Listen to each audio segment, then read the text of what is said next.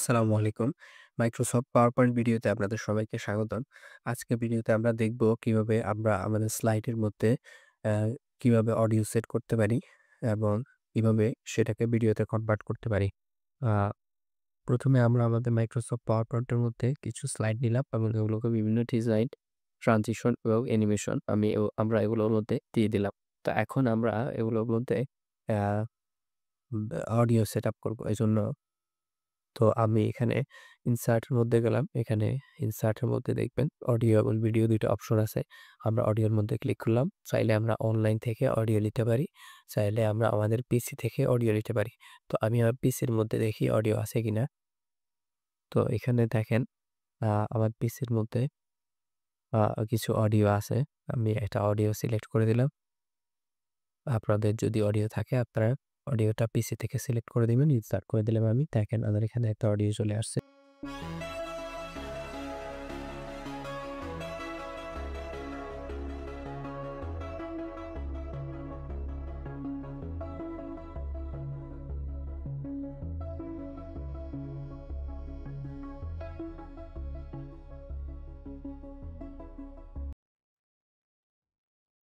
বিভিন্ন ধরনের আমরা ডিজাইন করতে পারি। চাইলে আমরা এটাকে বড়-ছোট করতে পারি। আবার চাইলে এটাকে ডিজাইনের জন্য এখানে দেখেন ফরম্যাট চলে আসছে। ব্যাকগ্রাউন্ড চলে আসছে। ফরম্যাট দিয়ে আমরা এটাকে পিকচারের মতো ডিজাইন করতে পারি। চাইলে এখান থেকে বিভিন্ন ধরনের আমরা এটাকে ডিজাইন করতে পারি। বা এখানে দেখেন চেঞ্জ পিকচার এ গিয়ে আপনি পিকচার চেঞ্জ করতে পারেন। চেঞ্জ পিকচার আপনি যদি আ ডিভাইস থেকে নিতে চান, আপনি ডিভাইস থেকে দিতে পারবেন, আপনার ল্যাপটপ থেকে অথবা এখান থেকে আপনি অনলাইন থেকে সার্চ করে আপনি আ এখান থেকে বিভিন্ন সিম্বল আপনি এখান থেকে দিতে পারবেন।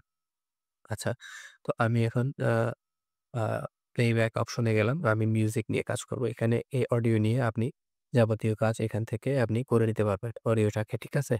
তো আমি এখন এখানে প্লে ইন ব্যাকগ্রাউন্ড এ ক্লিক করলাম। প্লে ইন ব্যাকগ্রাউন্ড এ ক্লিক করার পর আমার এখানে কয়েকটা অপশন কাজ করছে। এর মধ্যে একটা হচ্ছে hide during show.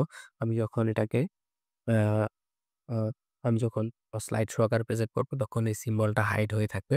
Loop until stopped, যখন আমার আ এই স্লাইড যদি আমার ৫০ টা ১০০ টা থাকে সেক্ষেত্রে যখন আমার অডিওটা শেষ হয়ে যাবে, পরবর্তী স্লাইডের জন্য অডিওটা আবার নতুন করে শুরু হবে।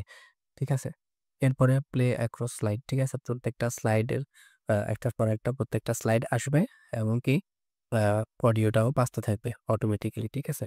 তো এভাবে আমি প্লেইন ব্যাকগ্রাউন্ড ক্লিক করার কারণে অটোমেটিক আমার মিউজিকটা সবগুলা স্লাইডের জন্য সেট হয়ে গেছে। আমি এখন আর কিছু করা লাগতেছে না, ঠিক আছে? তো আমি এখন মিউজিকটা দিয়ে দিলাম। এখন যদি আমি আ এখানে স্লাইড শোতে গিয়ে আমি যদি ফ্রম বিগিনিং এ দিয়ে আমি যদি স্লাইড গুলো প্রেজেন্ট করি তাহলে দেখবেন আমার এখানে মিউজিক বাজবে এবং কি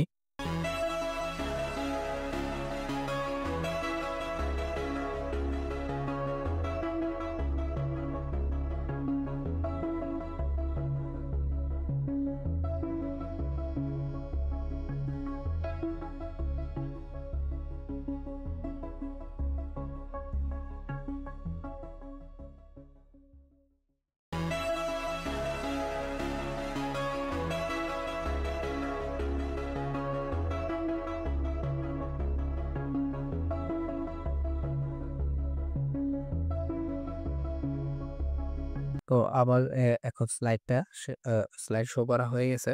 তো আমি আপনাদেরকে ডেসক্রিপশন বক্সে একটি আ অডিও অ ডাউনলোড করার লিঙ্ক দিয়ে দিব যেখানে কর্পোরেট অডিও আপনারা ডাউনলোড করতে পারবেন। তো এরপরে আসেন আমরা আ এটাকে ভিডিওতে কনভার্ট করব। এতক্ষণ ধরে আমরা যে কাজকর্ম করলাম, আমরা বিভিন্ন স্লাইড নিলাম, ওগুলোকে ট্রানজিশন দিলাম, অ্যানিমেশন দিলাম, ডিজাইন দিলাম, অডিও সেট করলাম। আসেন এবার আমরা এটাকে ভিডিওতে কনভার্ট করব। তো এজন্য আমরা আমাদের ফাইলের মধ্যে যাব। ফাইলস থেকে স্পটস মধ্যে যাব।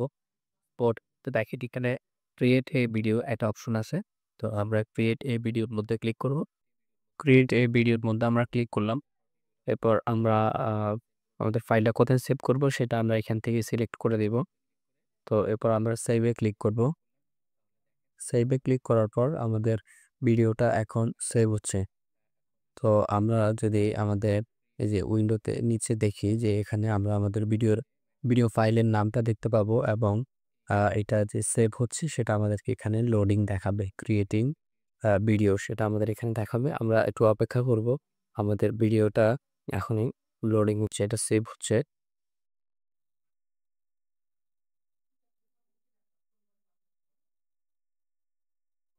তো আমরা একটু অপেক্ষা করি। আমাদের ভিডিওটা আ সেভ হয়ে গেলে আমরা দেখতে পাবো। তো দেখতে পাচ্ছি আমাদের ভিডিওটা সেভ হয়ে গেছে। এখন আমরা আমাদের ফাইল এক্সপ্লোরার এর মধ্যে যাব। ফাইল এক্সপ্লোরার এর মধ্যে গেলে আমরা ভিডিওটা যেখানে সেভ করছি ওখানে যাব। তো এতে দেখতে পাচ্ছি আমার এখানে আমার PowerPoint ভিডিওটা ক্রিয়েট হয়ে গেছে। তো আমি এখন ভিডিওটা প্লে করব। আমি এখন আমার ভিডিওটা প্লে করছি। এখন দেখতে পাবেন এখানে আ সাউন্ড সহ ভিডিওটা শো করবে।